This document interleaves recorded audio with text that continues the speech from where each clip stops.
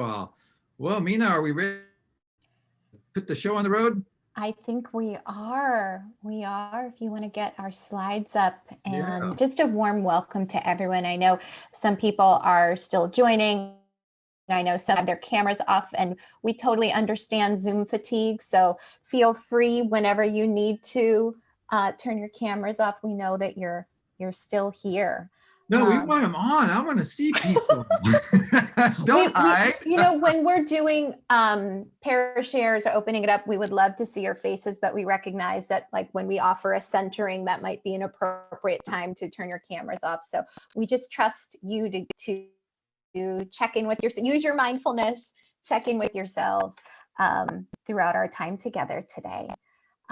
So my name is Meena Srinivasan, and I'm the Executive Director of Transformative Educational Leadership. And prior to this role, I spent 5.5 years working in partnership with CASEL, implementing social and emotional learning systemically through the Oakland Unified School District. And at that time, Hector, my dear friend, colleague, and mentor, was a senior district advisor at CASEL.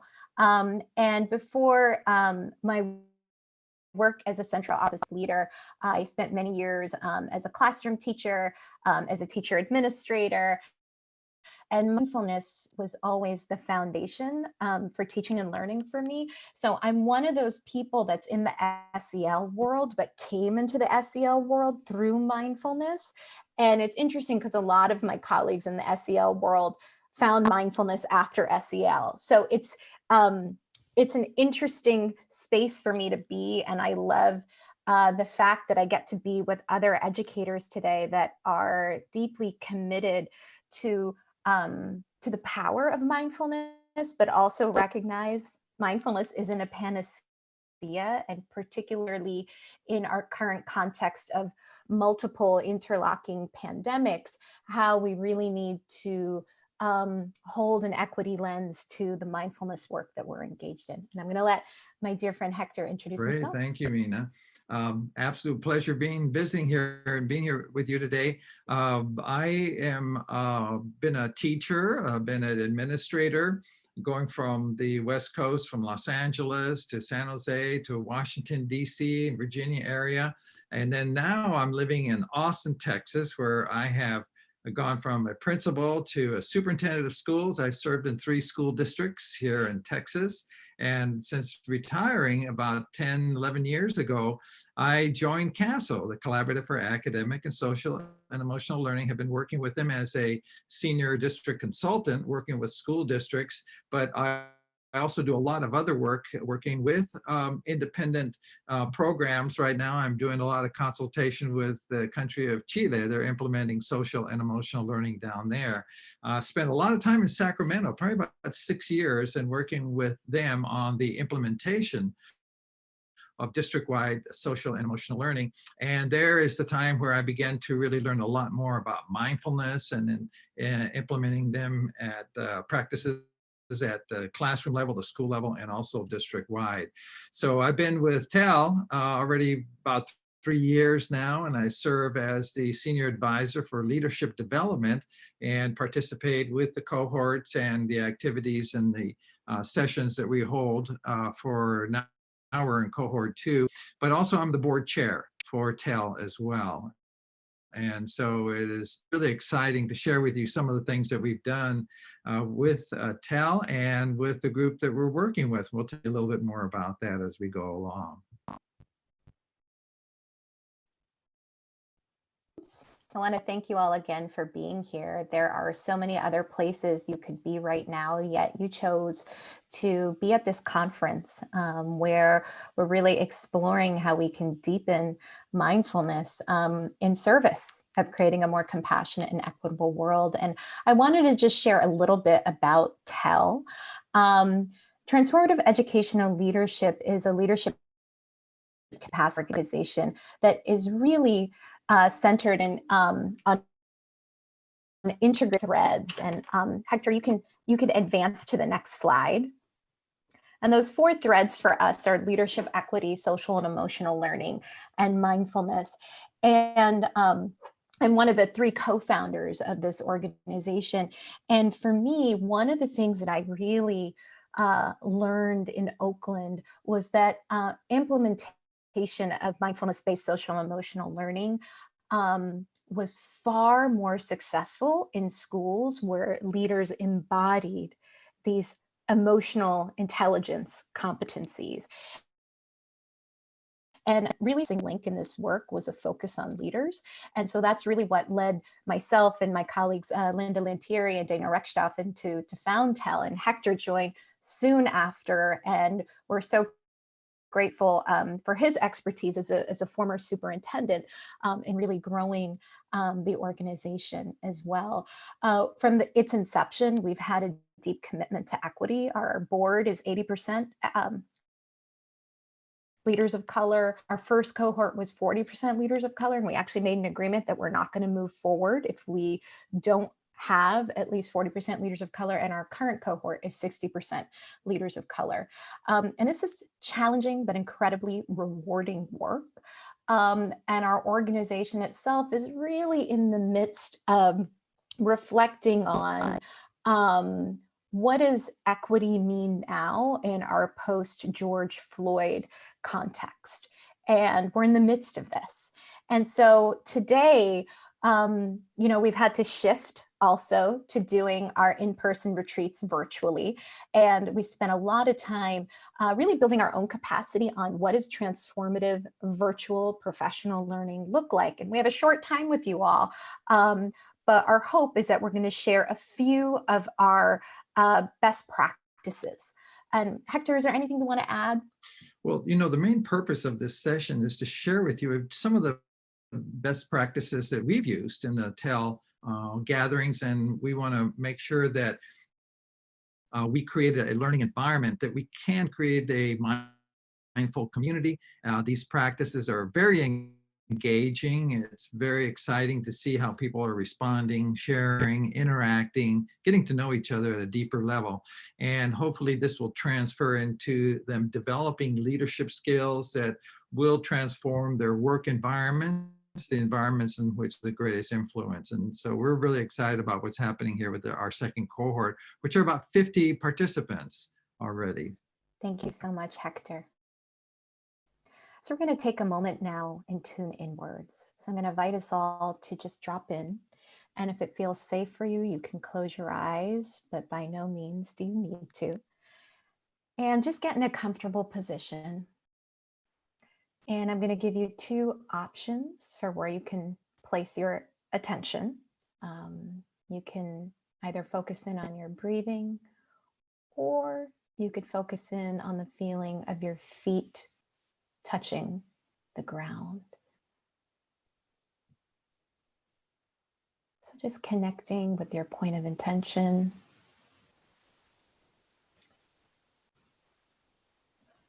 And as you place your attention on either your breath or the feeling of your feet touching the ground, I'm going to invite you to connect with your intention for being here at this conference. And in particular, you had a choice around what session you would go to at this time, and you chose to be here. So what is your intention around this conference and in choosing to be at this particular session?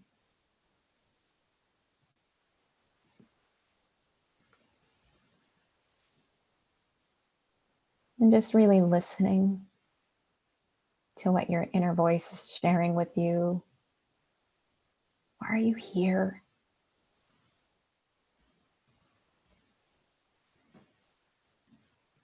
What is the intention behind why you are here today?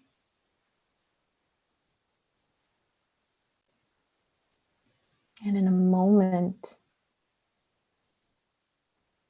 I'm going to invite you to open your eyes if they're closed.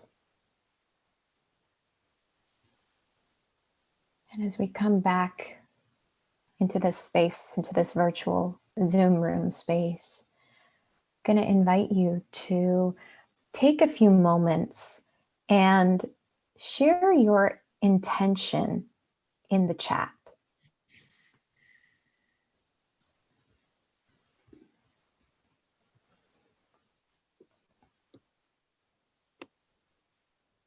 And as folks are typing, we can take in what our colleagues are typing in the chat. Thank you.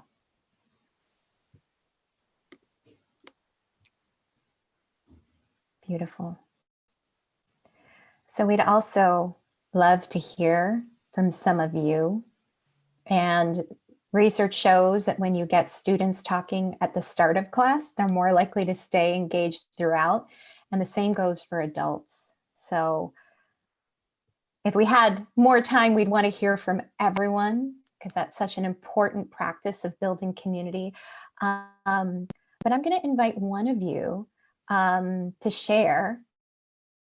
And then you, after you share your intention, to look at the chat and see what some of your colleagues have written and invite someone else to share. And as we do that, Hector is going to be modeling a strategy that we use in our Transformative Educational Leadership Program, and he'll explain that after you experience it a little bit. So can I have a volunteer who can unmute themselves and just share your intention with the group? Jane Marie? Jane Marie, you're muted. And tell me if I'm mispronouncing your name. Fine, it's fine. Thank you. Thank you so much for having us and for hosting this. So I'm coming to you today from my public elementary school here in New York. In our K-5 elementary school, 90% of our families have chosen this year. So we only have 10% of our children in the building each day. And so if there are, when I set virtual facilitation, both to help myself and to help my staff and to help share so that we can help lift the best practices and reach our children where they are. So thank you. Thank you so much, Jane Marie. Can you invite someone else and you can just look in the chat and see a name? Okay, I'm seeing Karen Retzer wrote to move the way to connect with people during the Zoom session. So that sense of connection resonated with me. Thank you. And was it Karen? Yeah. Karen, is there anything you want to add to that? Not really. I'm actually not a K through 12 teacher. I teach mindless classes and we're teaching them on Zoom, obviously. So that was the title of it, really resonated with me, how to improve that, what the best practices are. Thank you. Can you invite someone else to share next? We'll probably take another whole group share. I know there's so many good things in the chat. You can just call on someone and Michelle Carr.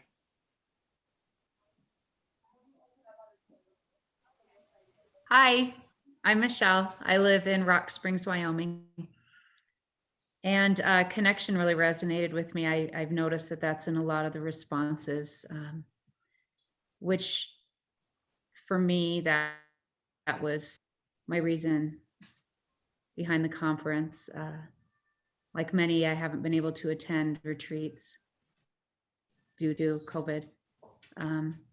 Yeah, so I'm a meditation teacher and also a special education teacher. Thank you. Thank you so much.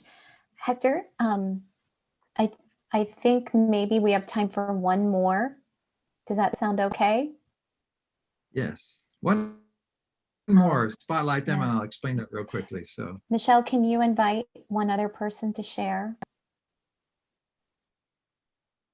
And we forgot to mention there's always a right to pass. So if you're invited and you're not in the space, we honor that.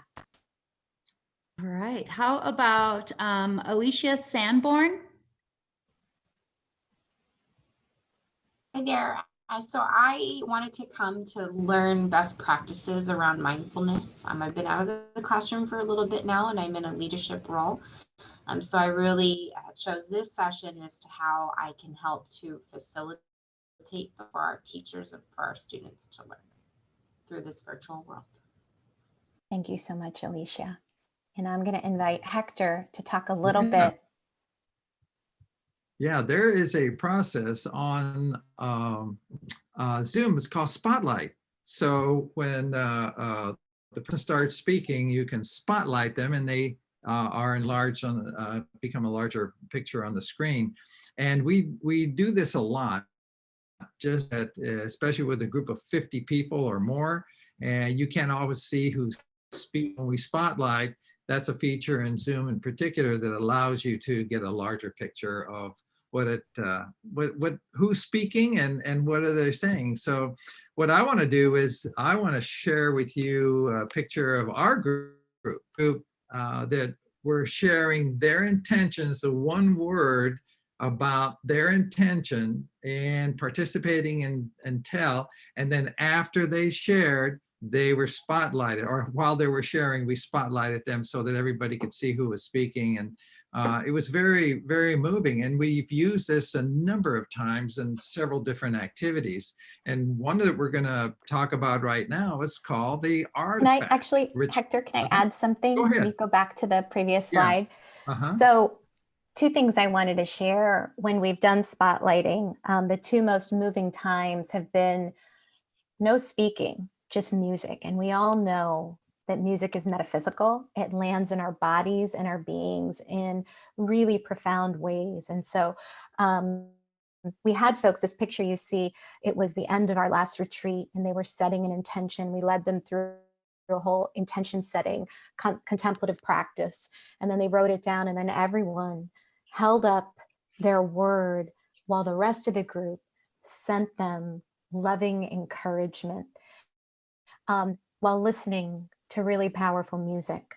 And it, you know, one of the challenges about doing this virtually, right, is that you don't get that same sense that you do when you're in person, but those mirror neurons can be felt through the screen.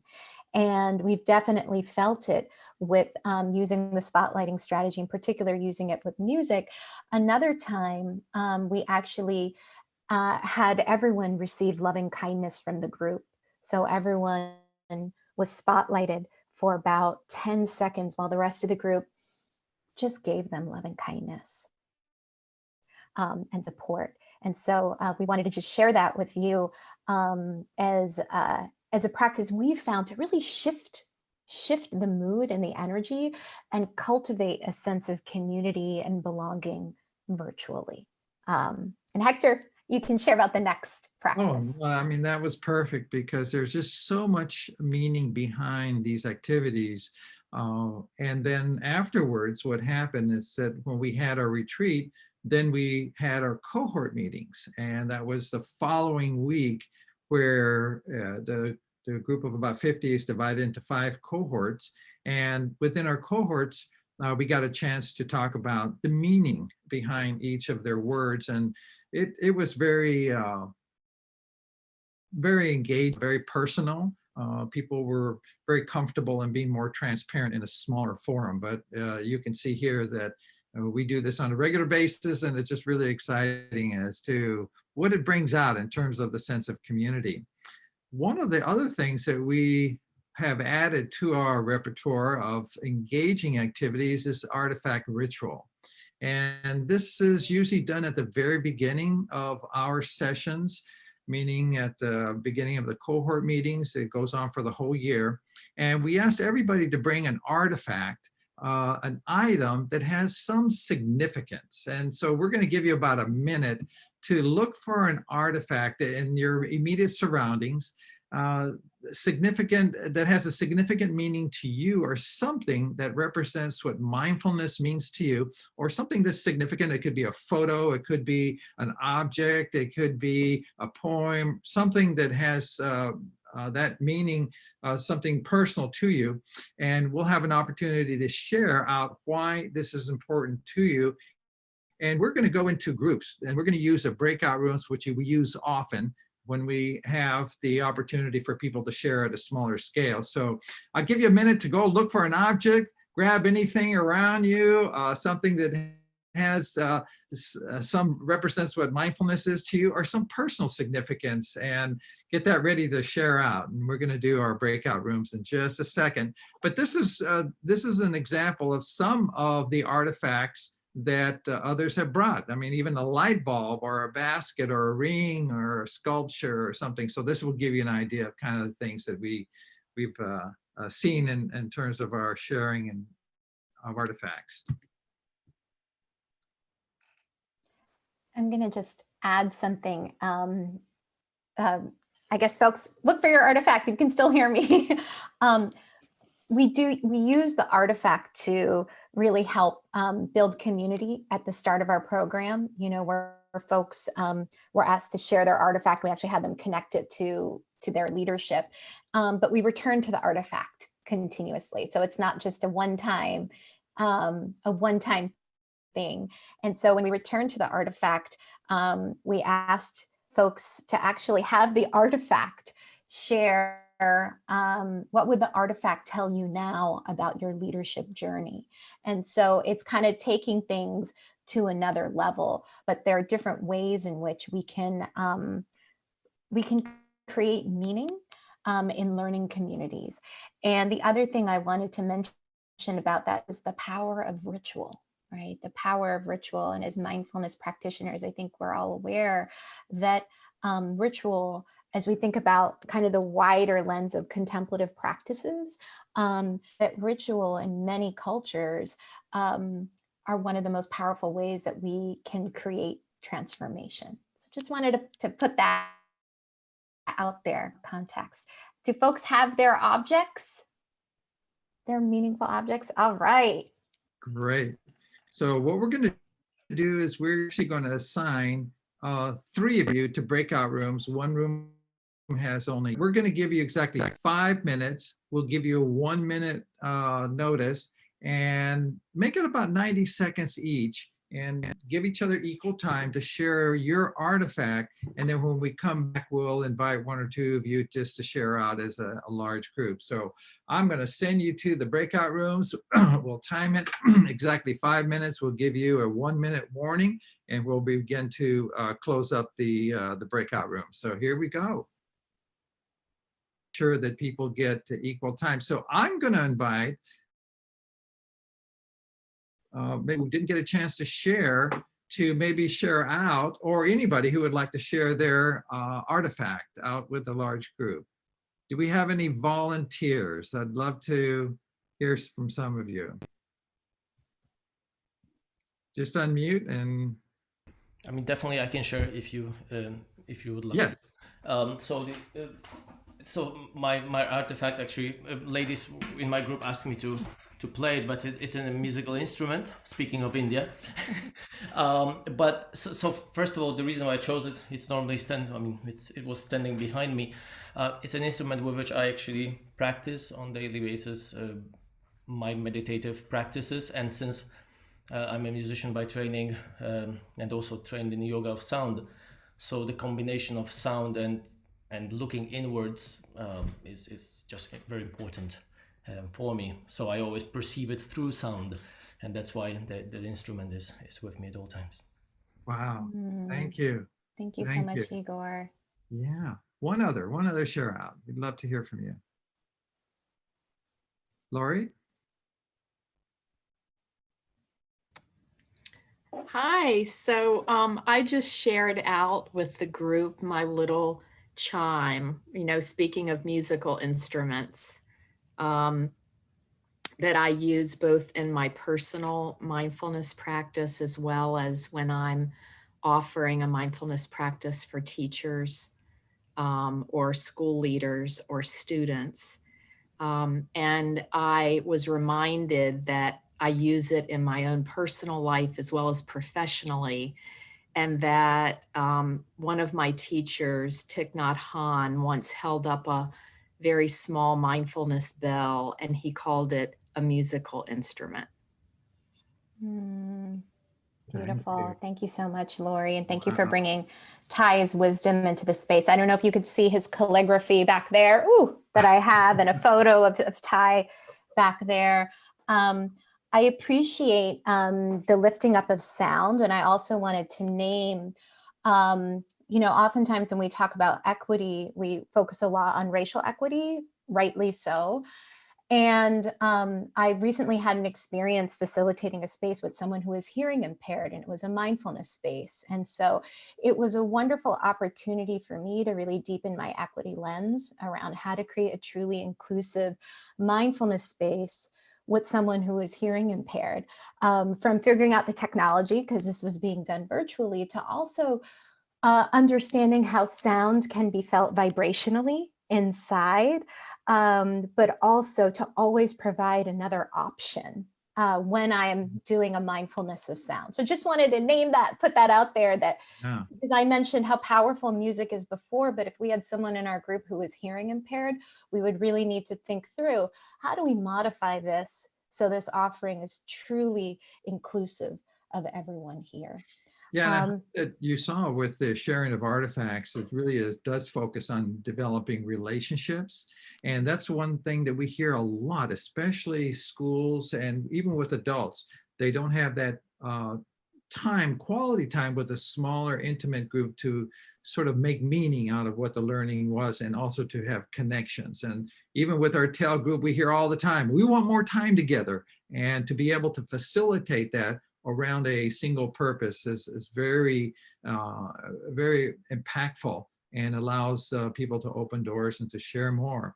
So we're going to take a look at another activity with the Post-it notes. So let's take a quick look at Hector, in one moment, because I wanted to share something quickly. Yeah. So Go we ahead. don't, again, Hector and I were like struggling because we're like 55 minutes, so much we want to share. What we've been really learning through this shift to virtual facilitation, and also really trying to unpack what are the causes and conditions that lead to transformation, right? Our program is called Transformative Educational Leadership. And I want to share a resource that one of my dear friends, Eva Jo Myers, crafted. And I think for me, the next level is really making another column that says virtual transformational facilitation. But when we really think about shifting into this space, Hector talked about relationships, meaning making. It's less about us and much more about creating the conditions for learning, right? And those of us who have been classroom teachers know that at the end of the day, that's our most important job. So I wanted to just put this resource up there, just as an example of how we can start shifting to more of that transformational way of doing things, particularly when you're facilitating a group, like a professional learning community, and you're meeting with them a number of times. So Hector, you can put up our next slide. Yeah, that's great. And that's a powerful tool that I know, Meena, you have shared with us many times. Okay, let's take a look at this fun thing here. So how many folks did Post-it note activities when you were in person? I'm seeing some head nods. And one of the things that we've really valued in our program is transparent reflections, and really getting feedback, and modeling how important it is to get real-time feedback. And so in a moment, we're going to share a resource with you, this Post-it note activity, and we're gonna do a short kind of modeling of what we've done with our group, but with different prompts. And so I'm going to put this document in the chat, and I'm going to invite you. Actually, Hector, can you keep the slide up, because I want to Okay, explain both the yeah. prompts. Mhm. We're going to take a moment, and I'm going to invite you to share. Just write down on a Post-it note, what are some challenges with sharing mindfulness? Advance to the next slide, Hector. Is what are some successes with sharing mindfulness virtually? And you're going to that I put in the chat right now. And just know that this link also has a blank template. So you can take this and use this back in your own context. Just download it for yourself. So I'm going to put the screen share up so we can see what you all are typing real time and get a sense of what some of the successes and some of the challenges are. So Yeah, make whoops, sure you hold on a double second. click on. Sorry, folks. This is why Hector's my tech guru. All right, yeah, so you want to double click to type and we should be able to see folks typing.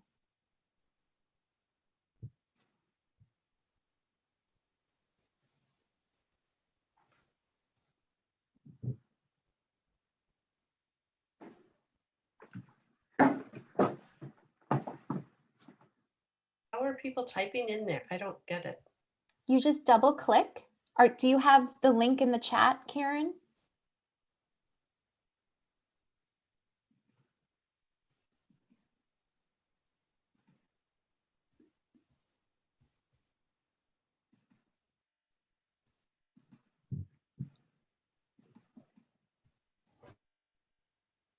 You want to take a quick look at the second, and I'm not sure if anybody's typing in the third one because that's the template.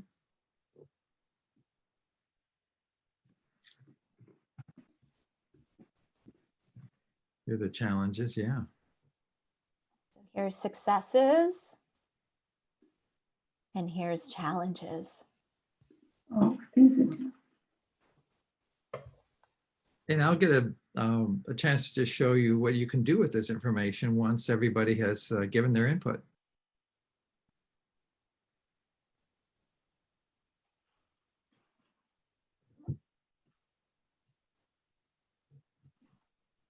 This is great. It's so That's rich to fantastic. see what's coming up for folks. Use of PowerPoint visuals. Wow. Full attention with one-on-one choice.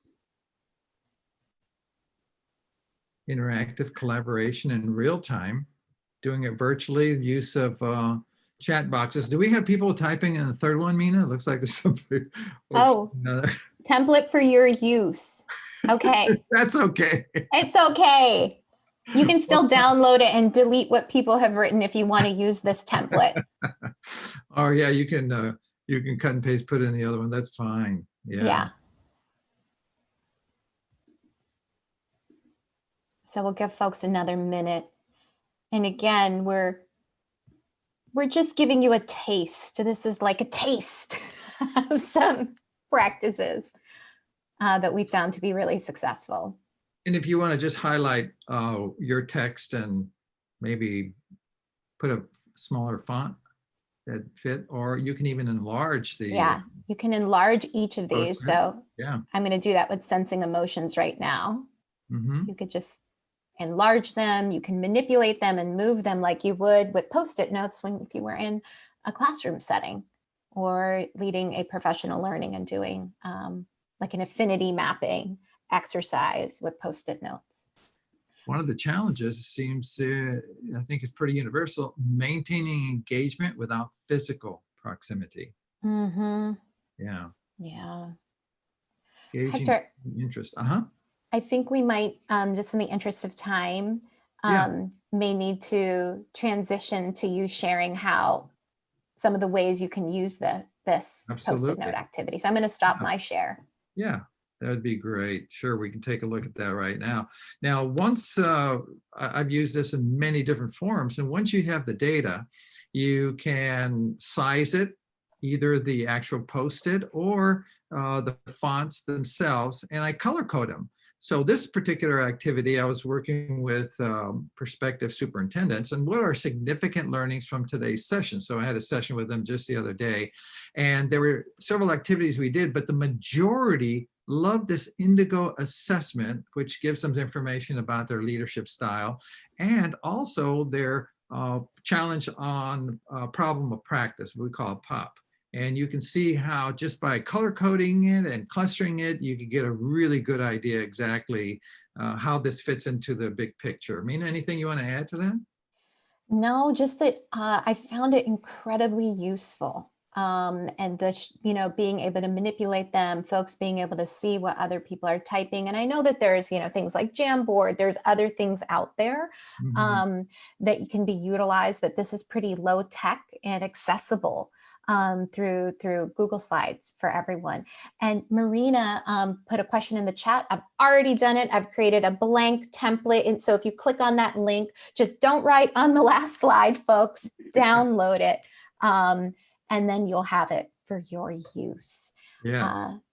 And one of the things that we've done, even with TAL just recently, we've tried Padlet, we've tried even thought exchange to gather information, but this seemed to be a lot more flexible, so that when we gathered the information on the first day, at the end of the first day, we were able to show it to the group on the second day and just talk a lot about specifically about some highlights and areas that may impact on our decision making and informing our agenda for the following day. So we're going to open up just for a few minutes, but we have a optimistic closure and a short video clip for you at the end. But let's open it up for a couple of questions, Meena. What do you think? Just to see if I think, we're questions or connections, we really wanted to have some time for an open discussion. I would just ask that as you unmute yourself to say your name and where you're zooming in from, and just sharing anything that's resonating with you, any successes, any best practices you'd like to share. We really want to use this opportunity to build on the knowledge and wisdom that's already here in this Zoom room.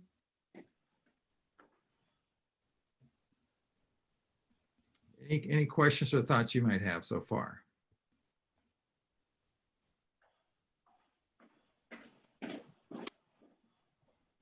And you can enter in the chat box if you like.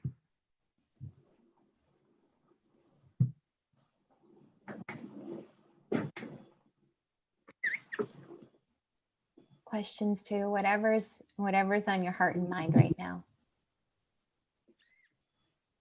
Okay. How long is the wait time, Meena? Wait times where I do my mindful breathing, like even when I was back in the classroom. So I'm happy to have not the best person to ask. I'll take like a couple minutes of wait time. I'm happy to share. Thank you, Jenny. My name is Jenny. I am a counselor at a high school in Downers Grove, Illinois.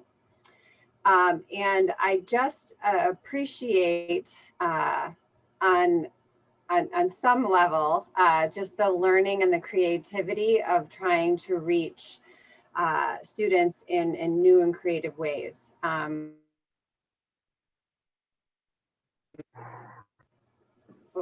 Sorry. I've been in this field for over 20 years, and it's sometimes hard to learn new things. So I have this nervousness about, extending and trying new things because it might not work, and just being mindful of that. And so I appreciate presentations like this because it keeps adding new and helpful things that really help us connect with students, which is the most important. I know how to do my job. At least I did before the pandemic, and now I'm learning all new things. And so it's scary and exciting and helpful. And so I appreciate you very much for doing this presentation. Thank you, Jenny, and we appreciate you. And we know that this has been a real challenging time for all us educators, but we've also seized this moment, and it's fun to be creative. So thank you for naming that in this space. Anyone else? We have time for 1 to 2 more shares. We see Michelle, and then maybe after that we can do our optimistic closure, and that will get people involved. So Michelle, we're going to spotlight you so you can share with the group. Okay, I just wanted to thank Hector and Meena. When we were like typing in the third Post-it note thing, which was actually the template to save, I loved how you two were just chuckling good-naturedly about it.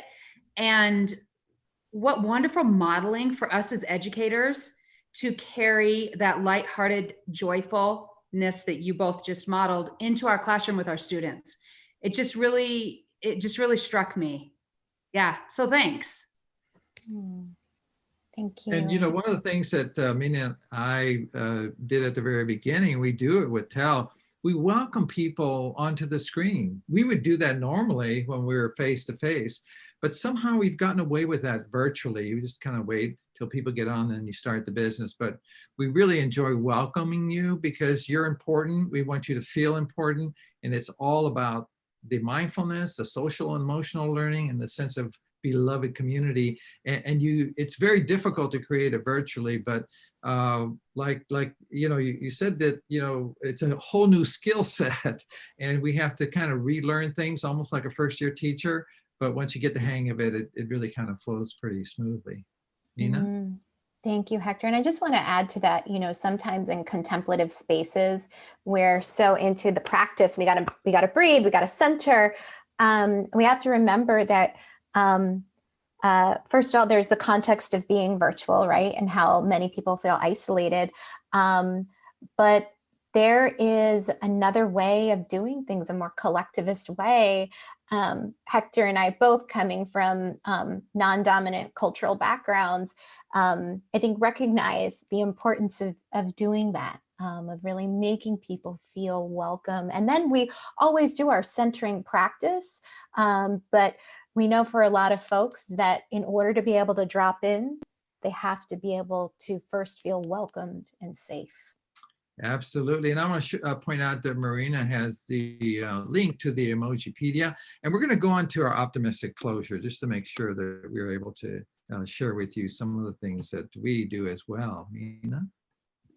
All right. So some of you who may have done professional learning with me or people from our team before might recognize this. And if we were in person, we would be giving you all a playing card, and you would have an opportunity to share from the suit that you got. But we're going to provide an opportunity for choice now. So internally, just take a moment and choose your suit. So choose a heart or a club or a spade or a diamond.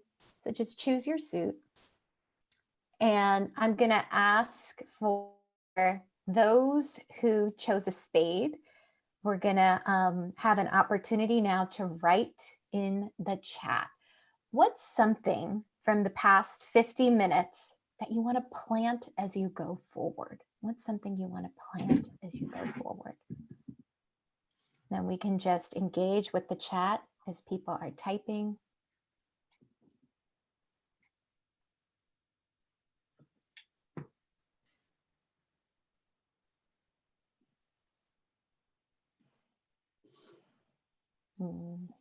Did anyone choose a spade? Maybe not.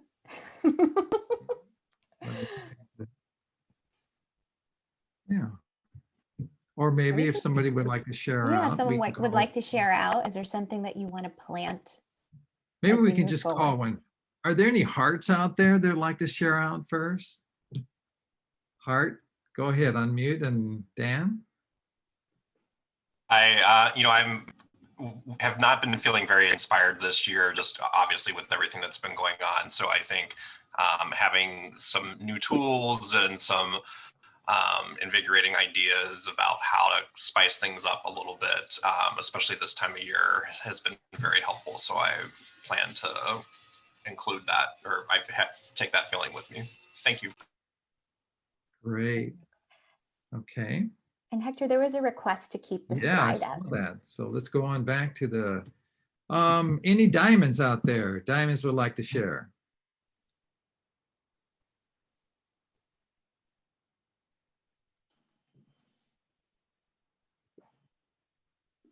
I will. I chose the diamond because of Jewel being our keynote speaker and because of Barnaby referring to all of us as gems.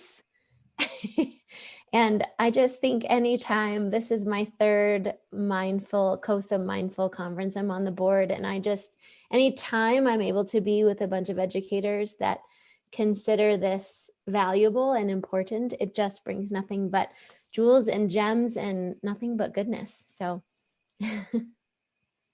Great, thank you. Thanks, So, Maureen. Meena, I think we're coming pretty close to our end, but we have video, Can we don't just do a club? we? Okay, yeah. Yeah. Club and then We'll the we'll share. close it out with the club. Is there anything you want to grow, a new idea, a new thought, new point of view? I will share from the clove. Thank you.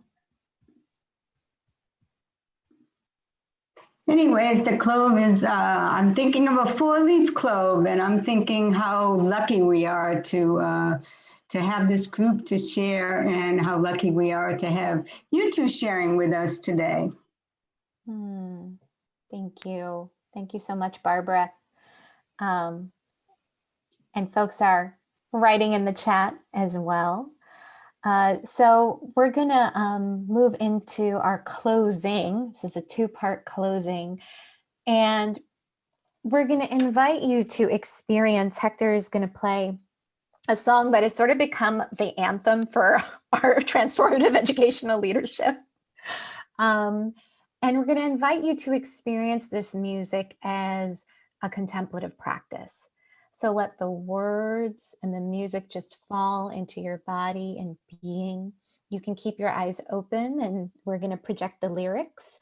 You can also close your eyes. Just trust what your body and being need in this moment as we play this music.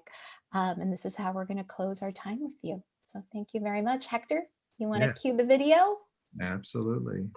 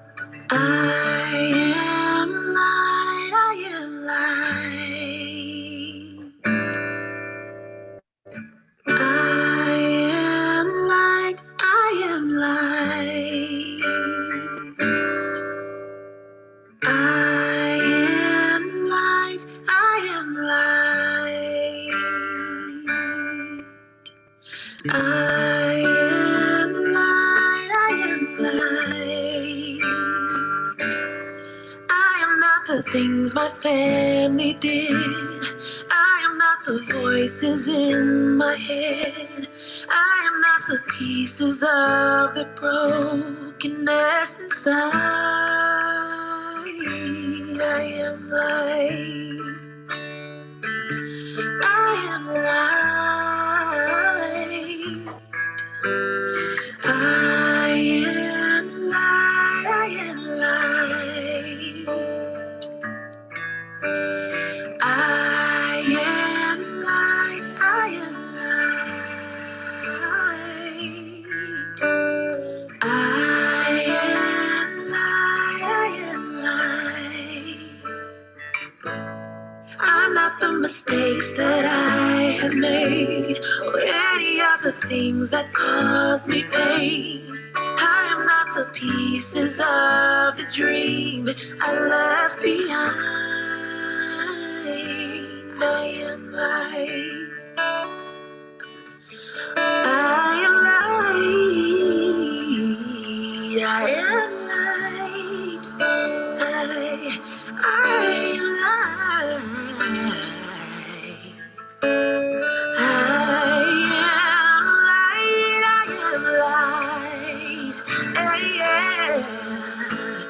I am light. I am light.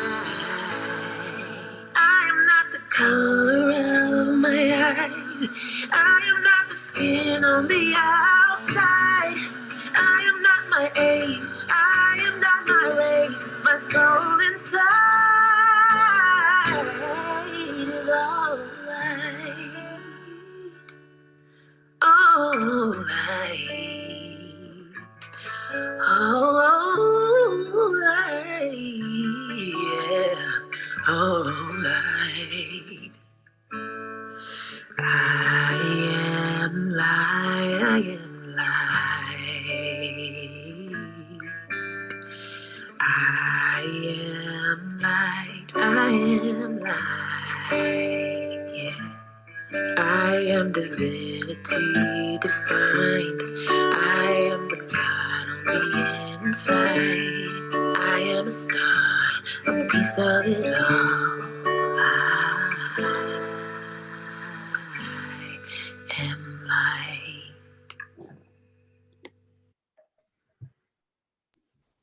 Thank you all so much. Wow, looks like we ended, did we end? Oh, we're a little over. I thought we ended at 12, but I think it was 11:55. I was going to say enjoy the 2-minute gift of time, but sorry. Hopefully the song was worth it. Thank you all And so much. one thing we do virtually, if we can't do it physically, just give each other a virtual hug. Thank you for Virtual coming. hugs. Have a Bring it nourishing alive virtually. and you can reach Thank out you, to us Meena. at Thank you, TVleadership. Hector. Thank you. We need to end the meeting and then we'll start up the next one. Thanks, everybody. Thank you for everything, Tracy. Take care, folks. Bye. Thank you. Pleasure meeting you all. Thank you.